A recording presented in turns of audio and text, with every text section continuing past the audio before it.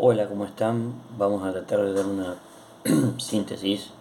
de un tema que es muy extenso y que ocupa una parte central en el desarrollo de la historia de Roma. Como recordarán, habíamos visto algunos elementos referidos a los orígenes de Roma y a cuestiones desde el relato fundacional que también se podían aplicar a la dinámica de los conflictos sociales. Entonces, el segundo punto que está dando vuelta acá es no solo pensar la cuestión en particular del desarrollo histórico de los conflictos sociales que se dan en Roma, sino que los mismos tienen que ser pensados en esta dinámica expansiva que vamos a articular ahora. Es decir, que ambos temas hay que pensarlos de forma integral en un ciclo que va desde el siglo V hasta mediados del siglo II al menos, y tiene un lugar muy importante en el siglo III. Entonces, bien, si tuviéramos que pensar un conjunto de etapas, podríamos señalar una primera entre el siglo V y el siglo IV, en la cual la expansión romana se encuentra concentrada principalmente en el área circundante del Lacio y la región itálica, ¿no es cierto?, los pueblos vecinos de Roma, entre ellos los etruscos, y es el momento inicial de esta expansión de claro contenido eh, político importantísimo para la transformación estructural de la ciudad, para la refundación permanente de sus leyes y esas leyes que, como dijimos antes, se plasman de alguna manera en la transición de conflictos sociales diversos que están articulados de alguna manera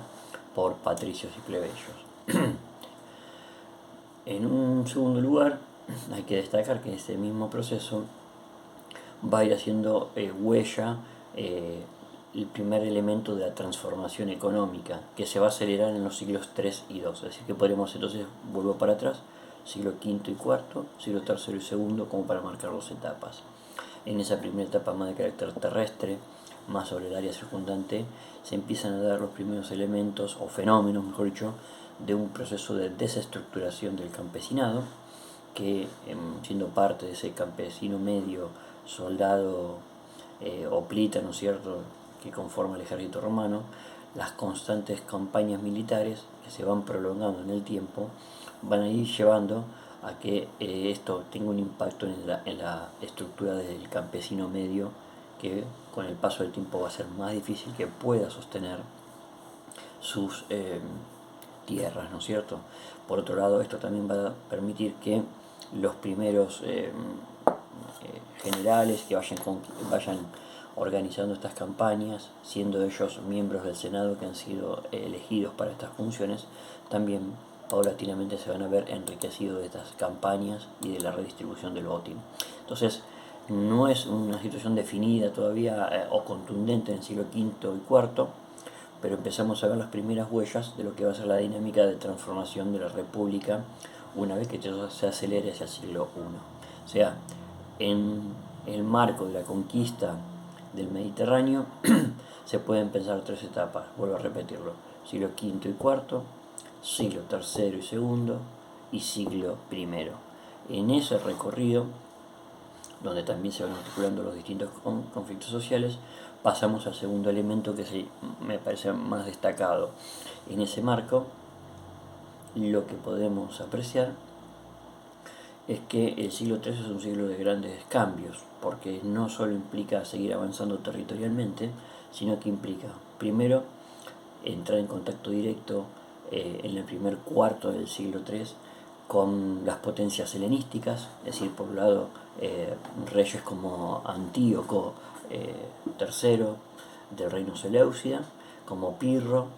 del reino del Epiro, pero también con la región de la Magna Grecia, y en este caso principalmente una ciudad que ha tenido un rol hegemónico en la zona ya desde el periodo clásico griego, que es Siracusa. Y esta es una área, la que controla el área de la isla de Sicilia, que también se encuentra en contacto directo y conflicto permanente con los cartagineses. Entonces, por un lado, el encuentro con el mundo helenístico, pero por otro lado también el desarrollo que se va a dar a lo largo del siglo III con las famosas guerras púnicas, ponen a Roma en una nueva escala de conflicto, y el elemento central que podemos marcar ahí es que tiene que salir a combatir al mar, tiene que abandonar, o mejor dicho, complementar esa estructura netamente terrestre para una marítima, y como luego ha, digamos, implicado la guerra de carácter naval para el mundo helénico durante el siglo V y IV, es también una guerra de larga escala, con condiciones geográficas mucho más amplias, y que por supuesto va a traer también un impacto en la organización política y social. Esto quiere decir que el siglo III es un siglo bisagra para la historia de Roma, un siglo fundante, con primero los conflictos directos con las potencias helénicas, y como parte de ese continuo, no como un elemento separado, las guerras con los cartagineses. Aclaro, el conflicto helénico recién ocupa un lugar periférico, en el sentido de que todavía no está Roma circunscripta al espacio del Mediterráneo oriental, sino que estos conflictos se están dando en el área occidental. Pero algo que es muy interesante para pensar en este marco es cómo paulatinamente, mientras Roma va luchando contra griegos y cartagineses en la región occidental del Mediterráneo, y donde se va a empezar a definir qué potencia política accede a tener este control, van paulatinamente incorporándose las concepciones políticas de la tradición helenística, no helénica, y en donde paulatinamente, como se puede ver en el texto de Ballesteros Pastor, vamos a encontrarnos con dos fenómenos de representación política. El primero es que ese antiguo general romano, que había sido puesto al servicio del ejército a través de las definiciones políticas que definía, valga la redundancia, el Senado, ahora va a comenzar a ver también estas campañas militares no solo como una tarea política asignada desde la institución central de Roma,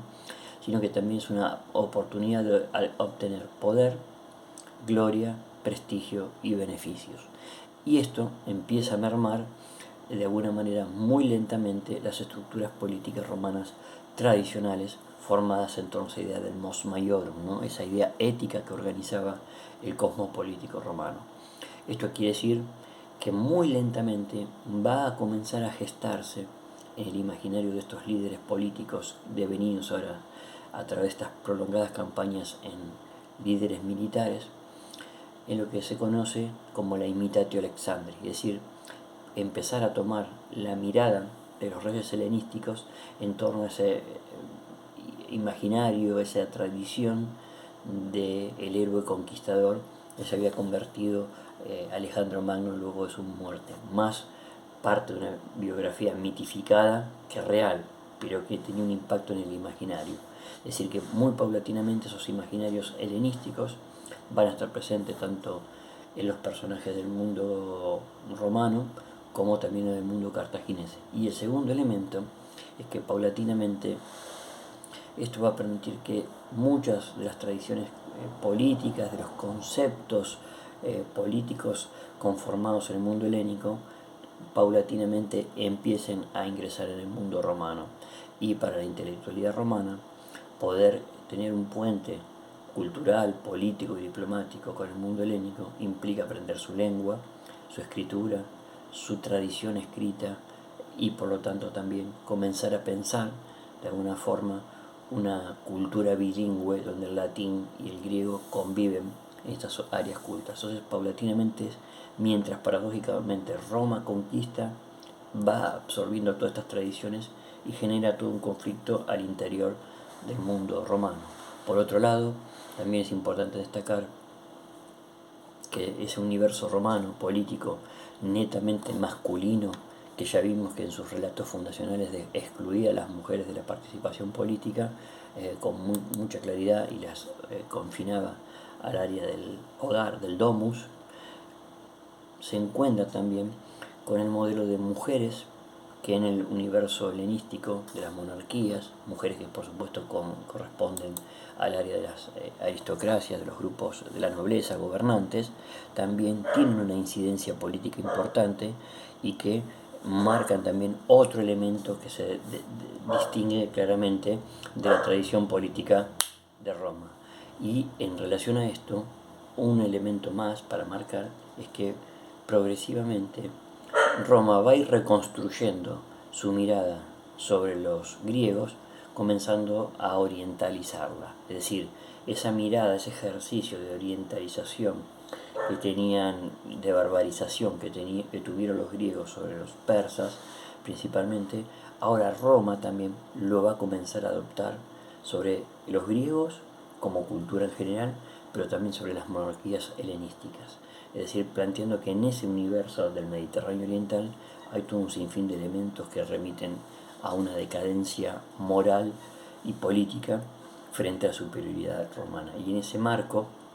el punto de inflexión de este proceso se va a dar en el siglo II, en donde Roma, hacia 146, derrota a los cartagineses de forma definitiva y accede al control total del Mediterráneo occidental, pero también derrota a Filipo V de Macedonia, y con eso se le abre la puerta para avanzar de forma directa y sostenida sobre el Mediterráneo oriental y poder en un poco más de un siglo desintegrar las últimas monarquías helenísticas que quedaban en la región. La de los Seleucidas, por un lado, y por supuesto la que dio la última resistencia, que son la de los Ptolomeos. En ese marco, uno va a ver que la figura de Alejandro también tiene un carácter doble. Es el héroe a seguir, es el héroe conquistador del que estos generales romanos van a adoptar su tradición. Tal vez uno de los mejores exponentes va a ser Pompeyo en el siglo I, pero también es un signo de cómo el conquistador termina siendo conquistado por esos valores decadentes, ¿no? Una tensión que Roma en el imaginario político va a tener que transformar, pero que no deja de ser otra cosa que una representación de todos los conflictos al interior de la ciudad que se repiten a nivel político, a nivel de las representaciones políticas, a nivel social y por supuesto a nivel económico, porque la desintegración de esa ciudad de antiguos campesinos está dando paso a una república que es una ciudad mundo que necesita reorganizarse en una estructura de un imperio y que va absorbiendo paulatinamente un amplio sector de población esclava. Les mando un abrazo.